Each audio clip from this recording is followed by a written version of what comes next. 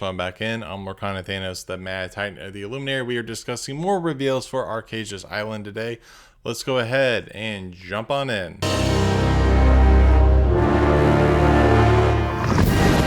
Alright, so we are going to be looking at dreamborn.inc and mushireport.com. Link to both sites down below.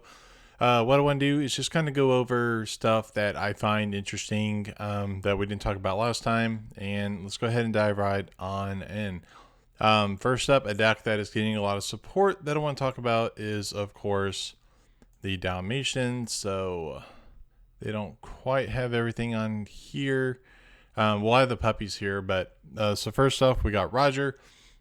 So Roger is an inkable 1, a 1/2 for 1 that when he quests, you may remove up to 1 damage from each of your puppy characters. Obviously, he is not the strongest, but again, leans into Amber's color identity of healing. I think this is actually really good for the puppy deck. And yeah, we got Perdita here. So dual ink being Amber Sapphire, inkable 4, 1/4 for 2. I really like this card actually. So whenever she quests, you pay 2 less for the next puppy character you play this turn. Obviously, most of the puppies are 2 costs, so that's going to be free. Then your puppy characters gain a ward. I think this card is pretty much a mandatory for the deck. I love the artwork too. And then obviously we got to have Papa Pongo. So Pongo, dear old dad, on inkable 6, 5/5 for 2. That's the start of your turn. Look at cards in your inkwell. You may play a puppy character from there for free. This is a really cool ability. Obviously, you lose a card from your ink, but being able to see what's in your inkwell, have inkwell interaction, I think is a really cool design for the game. Hopefully we get more of it. Obviously, with the deck being Amber Sapphire, you're going to have ramp cards, of course, like Tipo and Sail the Azurite Sea. One of my favorite cards for the deck, Thunderbolt Wonder Dog. So a inkable 5, that's a 3/7 for 2, that has Bodyguard and a new keyword of Puppy Shift. You pay 3 and you play this on top of one of your puppies. I think this card is really cool for the deck. Very thematic, obviously. Then we have Canine Crunchies leaning into the archetype as well. So this is a 1-cost inkable item that your puppies gain plus 1 willpower. So take them up by 1. I think that's pretty good. Let's see if we could find the actual puppies. If we search by classification. Puppies. Puppy. Done. Okay, here we go. So the puppies are all in blue, so Sapphire.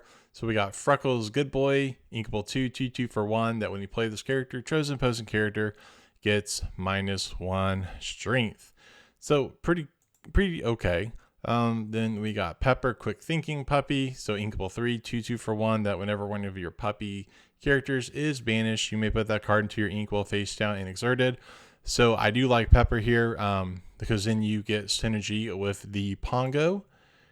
Then we have Lucky Runt of the Litter, a non-inkable 3. That's a 1/3 for 2. That when this character quests, look at the top 2 cards of your deck, reveal any puppy character cards, and put them in your hand. Put the rest on the bottom of your deck in any order. Since you're obviously going to be running primarily a puppy-based deck, you're obviously going to be able to get that going. Another film I am so excited for that is coming into the game is the Aristocats. Now I know some people, will say that's a problematic film, and in some aspects, there are things that are not okay by today's standards. But I really enjoy this movie. So we've got, of course, Toulouse, just a 1/3 1-cost vanilla for 1. I love the art on Toulouse though. Of the kittens, Toulouse is my favorite. He's orange. I love orange, and then I love the art design here to have the little lore symbol here, and then he's got his little paw print there, so that's really cute. And then we've got Berlioz. So Berlioz here, just another vanilla inkable 3, 2/5 for 1. And then of course the kitten that most people know is Marie. So Marie is an inkable 2, 1/2 for 2, that whenever she quests, you may give chosen character -2 strength this turn. will she see play? Potentially. Of the three, she's obviously the best one, given reduction based off strength, and then go into Sisu naturally. We're going to talk about another card that can do that better. Then, of course, we got Mama Duchess. So Duchess is just another vanilla. And then Thomas O'Malley being a inkable 3 for 2 for 1 with Ward. And then Mr. Edgar. I don't know why he's climbing up the side of a building. That's not really very safe. Edgar, safety first. But he's a inkable 5/6/5 for 1. I mean, he's a beefy boy, which doesn't make sense because he's a old man that's a butler. Don't know why he's so powerful. He's not built like Maui, but I'm just happy to see the Aristocats, and maybe we'll get like Scat Cat at least going forward. And then I did call for them on my prediction video, which you can find up here or in the description down below. Another one that I called for, obviously, was Bolt. Bolt's a pretty underrated movie, and I was super excited for Bolt to come in. We talked about Superdog last time, but boy, Rhino is finally here. I love Rhino. He's so funny. So Rhino is, of course, in Amber Steel, a non-inkable 6. That's a 4/7 for 2 that your other characters get +2 strength. Rhino's not the best. He's definitely like a little too late in the game, honestly, for what he does. If he was like a 3 or 4 cost, I think that'd be better. Then, of course, I called for Mittens. We got Mittens. It just made sense to call. Obviously, if you're going to get Bolt, you're going to get Mittens and Rhino. But Mittens here, non-inkable 5, 4/5 for 2 with Bodyguard. That once during your turn, whenever a card is put into your ink, while your other characters with Bodyguard get +1 this turn. I'm actually very curious to try this out in the Musketeer deck because that revolves around Bodyguard, and I think that would be pretty interesting to try, maybe like a 2 of at most. This Bolt here just has support. They even put in Dr. Calico. I was not expecting that to come in. It's just, while he has no damage, he gains resist +2. So it could be, maybe a 2 of if you want to try it out in Steel. Another card for Bodyguard decks is So Much to Give. So this song here is a inkable 2 that you draw a card. Chosen character gains Bodyguard until the start of your next turn. This would trigger really well with the legendary Musketeer Mickey Mouse for that deck. And then they even put Penny in. So we got Miley Cyrus.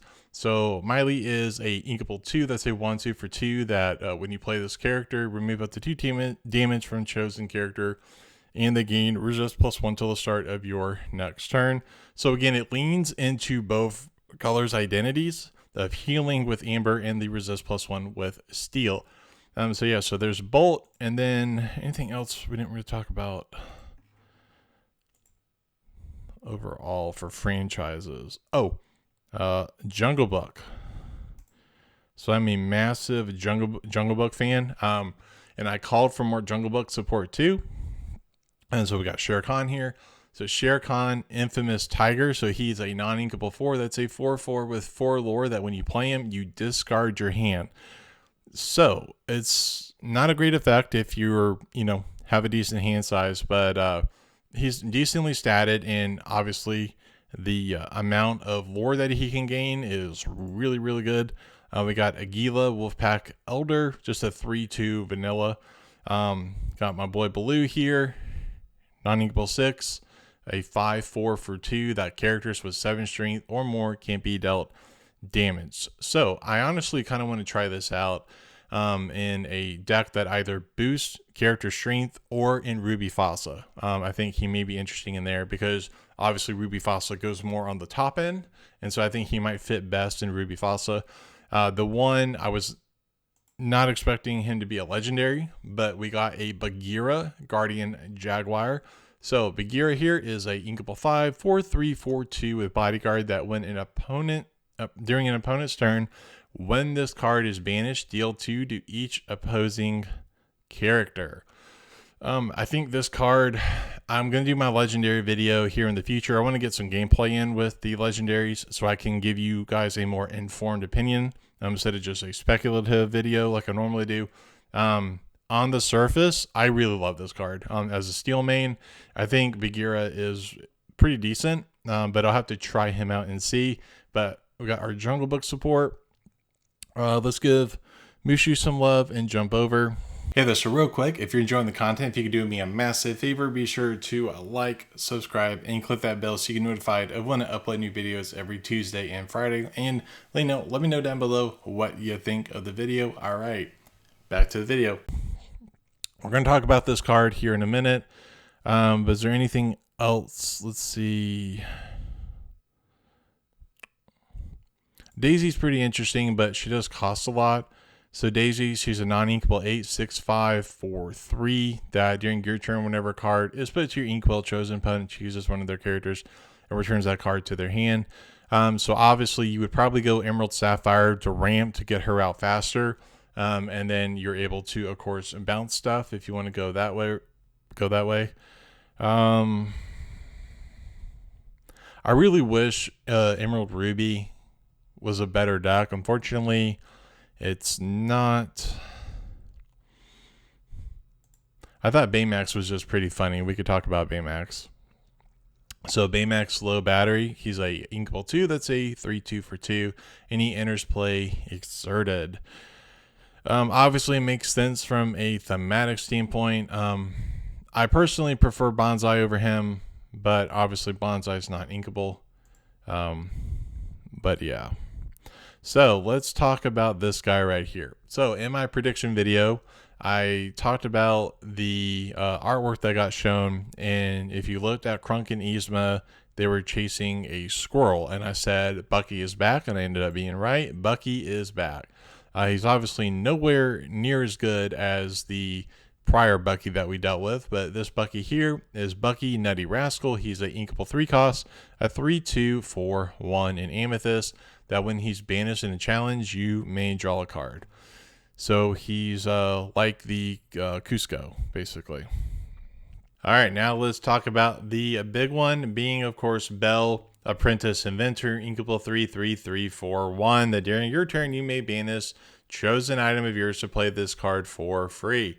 So obviously the big talk is using this card right here, Unconventional Tool, a inkable 1 that when this item is banished, you pay 2 less for the next item you play, being the Sapphire Coil, inkable 2, that during your turn, whenever a card is put into your inkwell, you may give a chosen character -2 strength this turn. And then, of course, since you're ramping, you can go into the Shift Bell here, which we talked about last time. I do think this card has the potential to be a problem. I am under the impression that we might be heading into a tier 0 format in this game, and I think that's a problem. I know they have said, they being Ravensburger, that they have tested this deck extensively and that they don't think it's going to be a problem.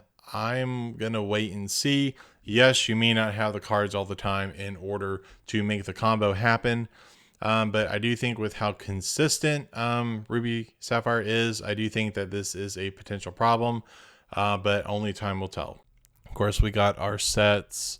Hey, always got to have a hey. So this hey is in Sapphire Steel, a inkable 5 costs, a 1/5 for 2. That's a resist +1, shift 3, that when you play this character, put all cards from your hand to your inkwell face down and exerted.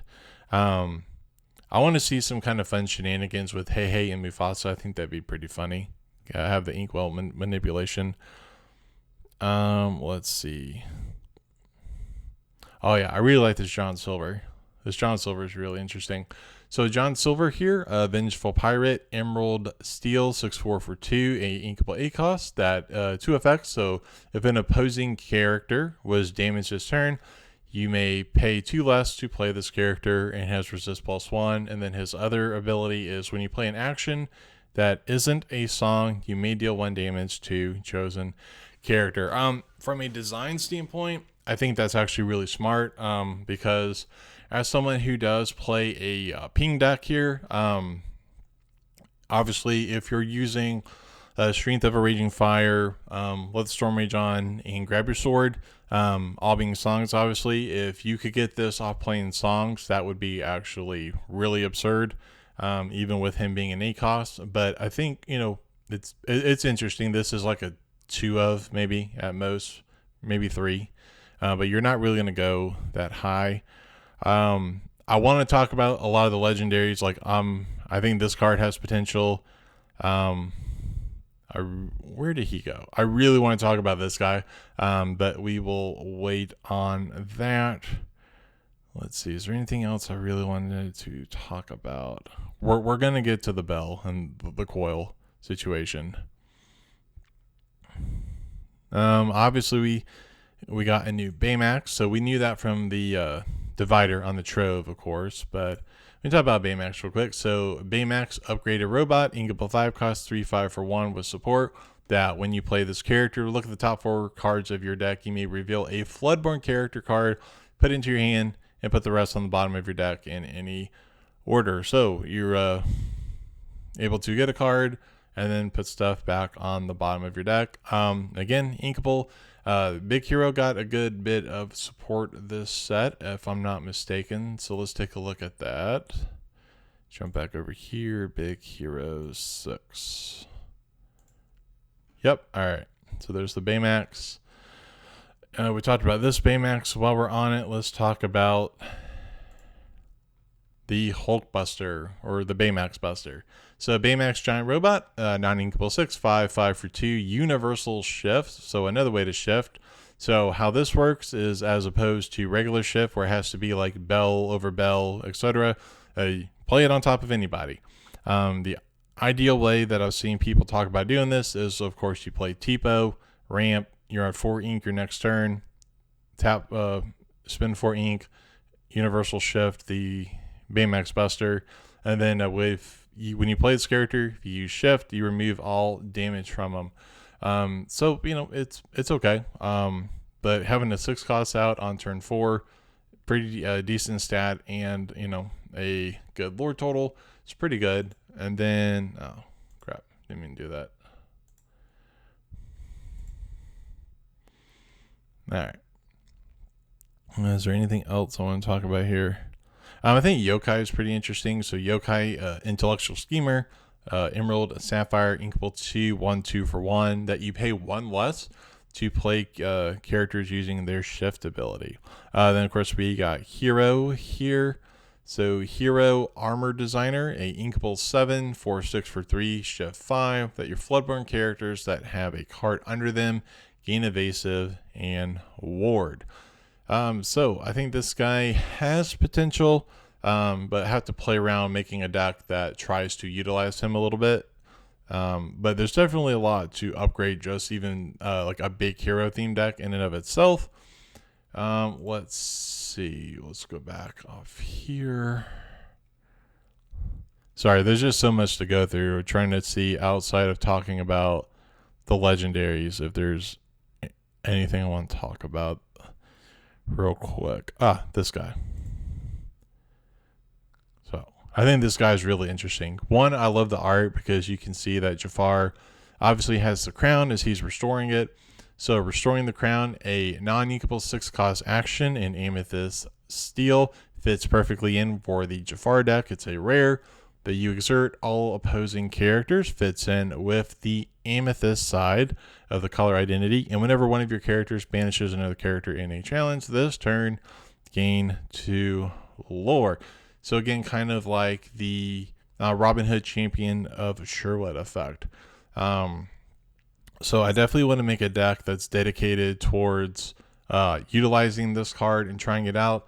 With it being non-inkable and a 6 cost, though, I think you're only playing 2 at most. Let's see. The Beagle Boys. I thought this card was interesting.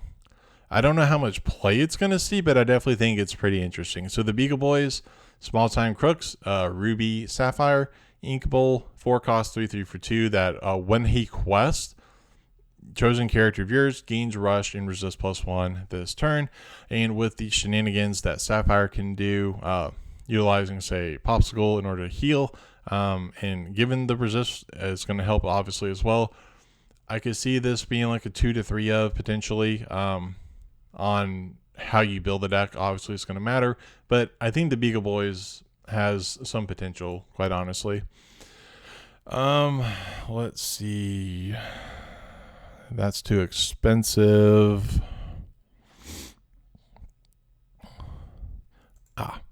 Yeah, Moana here. I remember reading Moana. I think she has potential too. So this card, Moana Island Explorer, In Ruby, inkable 4 cost, that's a 4/3 for 1 with evasive. So again, a way to help deal and answer with genies in Ruby. And then whenever this character challenges another chosen character of yours gains 3 strength this turn. So obviously you could put this on Half Shark or the Set 1 Maui. So or anything, obviously, but I think it's better, obviously, if you put it on a bigger body. I think that card might have some potential there. Let's see. Is there anything else I want to talk about? Talked about Lucky, talked about Bagheera, Baloo. I really like this card. So Mother Gothel, Vain Sorceress. The art on this card is insane. I really love the art on this card. So she is a inkable 3/1/4 for 1 and was that Amethyst Ruby. And whenever one of your characters challenges, you may remove 1 damage counter from chosen character to chosen opposing character. So obviously she's going to be dealt with by the fox, but I think she has some potential as well. Is there anything else? Obviously we got to talk about Shark Boy. Love Gantu. Please give me a whole bunch of Gantu so I can make a deck just based off Gantu. I love the art back here that you can see Jumba and Pleakley. So Gantu here, of course, is in steel, is a super rare non-inkable 4 cost. That's a 2/4 for 1 that when you play this character, characters can exert to sing songs until the start of your next turn. So I really like this for a obviously anti-steal song is the best way to do it. But even just in general, like you can't sing be prep, you're going to make them obviously spend the ink to do it. And then each player pays 2 more to play actions or items. This doesn't apply to singing songs. So obviously if they have to hard cast the song, it would apply in that situation. But I think Gantu is going to see a lot of play, and we're starting to get playable Gantus, which I'm very happy. This card is interesting. Again, it's a 5 cost non-inkable, probably a 1 to 2 of at most, but it's restoring Atlantis. So your characters can't be challenged until the start of your next turn. It's definitely a way to potentially help close out games where, I've been in a lot of situations lately where I'm like at 17, 18, even 19, like I'm right there. And then I just get blown out, unfortunately, or get the board cleared. And then, of course, it has the Enchanted art. We're going to talk about Enchanteds in a future video as well, but there's the Enchanted art. And let's see, is there anything else I really want to talk about? Oh, Merlin. I love this Merlin. I may have talked about him last time, but I honestly don't remember, so let's talk about him again. All right, so Merlin, Clever Clairvoyant, a inkable 1 cost that is in Blurple 0/1 for 1. That whenever this character quests, you name a card, reveal the top card of your deck. If it's the name card, put it onto your inkwell face down and exert it. Otherwise, put it on the top of your deck. So, of course, you have Merlin's Cottage to be able to always know what is going to be on the top of your deck. Something else that I want to do to really abuse this is utilizing Bruno and the bosses on a roll, and then even utilize the Shift Merlin from Shimmering Skies. I think that'd be really fun. There you have it. Those are the reveals we're going to talk about. There's still so much more to get into. We still got to talk about legendaries, enchanteds, and more. But let me know down below what you think of what we talked about today and what cards are you looking forward to in the set. See you next time. Bye. That's going to do it for today's video. Be sure to give me one of these. It's super impactful and helping this video find other Illuminaires such as yourself. If you like the Lorcana content here on the channel and you want to see more, tighten smash that subscribe button and click that bell so you get notified of when I upload new videos every Tuesday and Friday.